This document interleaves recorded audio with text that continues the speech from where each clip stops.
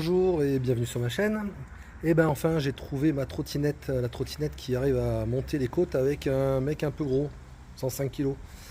Il faudrait peut-être que vous regardiez déjà, j'ai fait une petite vidéo d'une Ninebot F3 il y a un mois. C'est une trottinette que j'ai achetée mais je l'ai rendue parce qu'elle était vraiment trop faible au niveau des côtes, pas assez d'autonomie. Donc bon, j'ai pris une trottinette, la Max G3E, qui est certes un peu plus chère, même beaucoup plus chère parce que là elle est à 850 balles quand même. Un peu plus lourde, un peu plus grosse, mais je vais pas vous faire attendre. Mais voilà, ça monte bien, ça va, c'est super, il y a de l'autonomie, bien mieux. C'est aussi qualitatif, ça freine mieux. C'était un peu les reproches que j'avais fait sur l'autre.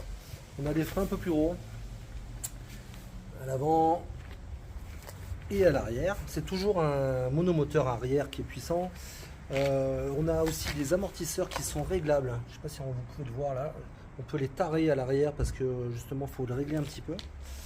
Le plateau il est vraiment confortable, c'est stable, c'est très confort. Les pneus aussi de grande taille, un pneu increvable, c'est vraiment top. Donc, ah oui, là aussi on a un port qui est très bien. Il y a le chargeur intégré. La recharge se fait très rapidement. On va dire en 2h30, la trottinette est chargée. Donc voilà, c'est vraiment bien. Dans les qualités, bon, la puissance est suffisante largement. Je l'ai débridé pour faire un test. J'ai débridé à 32 km/h. Je pense que c'est la bonne vitesse parce que 25 c'est peut-être un peu juste. Mais là je vais la remettre en configuration standard pour être vraiment légal. Voilà, mais voilà. Le souci c'est qu'à 32 km/h avec mon poids, l'autonomie marquée est estimée à 65 km, mais en vérité, en roulant vraiment à fond tout le temps, c'est difficile de dépasser les 30 km. Par contre à 25, on fait du 35-40 km facilement. Ça c'est pas mal. Petit défaut, on va dire que quand la batterie est inférieure à 20%, il y a quand même une grosse baisse de puissance. Donc ça peut être un petit peu embêtant. Donc voilà, moi je suis très satisfait de cette trottinette. Je vous laisse regarder ma vidéo précédente d'il y a un mois, parce qu'en fait tout ce qui est ergonomie, commande, tout est bien. Je ne sais pas si j'avais parlé, mais ce bouton là est top.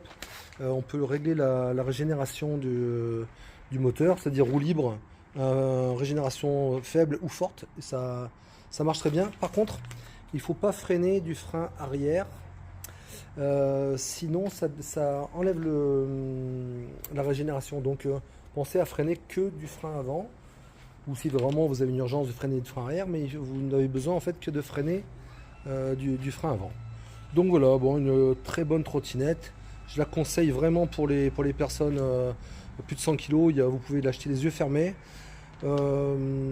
C'est une bonne trotte. Ah ouais, même le poids, je trouve, finalement, pour un engin qui est aussi performant, je trouve qu'à 24 kg et demi à peu près, je trouve que c'est pas déconnant. Voilà, bon, si cette petite vidéo vous a plu, ça serait sympa de vous abonner et puis de me mettre un petit like. Merci, à bientôt.